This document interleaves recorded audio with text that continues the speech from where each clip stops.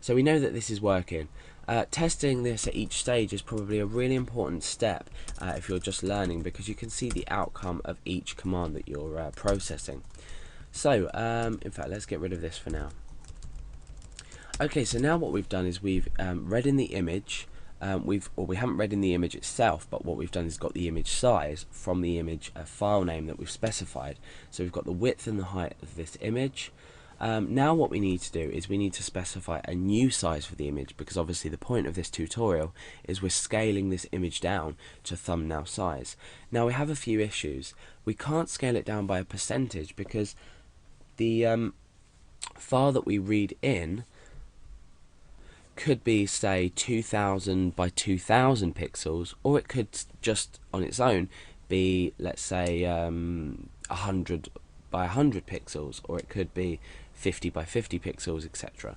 So our file size that we read in could be any size. So what we want to do is create the thumbnail to an exacting size, or a more or less exacting size. We don't want to scale it down a percentage, because if we were scaling down a percentage of an image that was 500 by 500, let's say by a very small percentage, you'd end up with a very small image. However, if you were scaling down a 2000 by 2000 by a very small percentage, you're going to end up with a bigger image than the first example I've already talked about. So hopefully this makes sense to you, and we need to understand this before we start writing out our new size of our image, because we can't just say divide it by a certain amount. Okay, so we're going to create a new variable called new underscore size, and what we're going to do in here is a few calculations that I've played around with myself to get this working. So because I'm not amazing at maths, I can't explain to you why this works or why it doesn't, or no, why what works, because it does work. But you know, follow along with this, try and understand it. For anyone that's more logical minded than me in terms of mathematics, you'll probably understand this a lot better. So we've got new size, and I have chosen, whilst playing around with this for a good hour, I think, well, half an hour. So I'm basically going to say image width, and then I added this to image height. So let's just space this out so we can see what we're doing. So we've added the image width, which we've got here, to the image height. Then what we've done is we've divided that all by the image width multiplied by the image height divided by 45. So let's create some brackets so we are processing this properly. So I did image width, and then I multiplied it, and then another bracket in here, so we're multiplying this by the image height times times by 45. So we've got image width add image height divided by the image width times the image height times 45. So this operation will complete and then multiply by the image width, and these two operations in brackets will complete individually and then divide by each other. So just out of curiosity, let's go ahead and echo out this new size. Okay, so we've got the individual values here. Now let's refresh that. Okay, so we've got a massively long decimal number. There's still a few things we need to do to create the new height of the image and the new width of the image. So let's go ahead and do that now. Let's go over to context. Let's get rid of that. So that's just interesting to see what that's produced, but it does work. So now we've got new width and new height. I'm going to create two new variables, and I'm going to multiply the current width by this new size. So in actual fact, I was meant to put a divide there. So later on this is going to make sense why when we create our new width and our new height.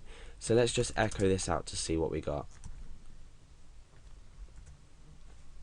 Okay, so now we've got a small a value below 0. So we've got 0.1713 blah blah blah. So this is a small value. What we're going to now do is we're going to multiply the original image height by and the height and the width by this new size, which will then create a small integer value, or might not, but we're going to create a small value at least to resize our image to.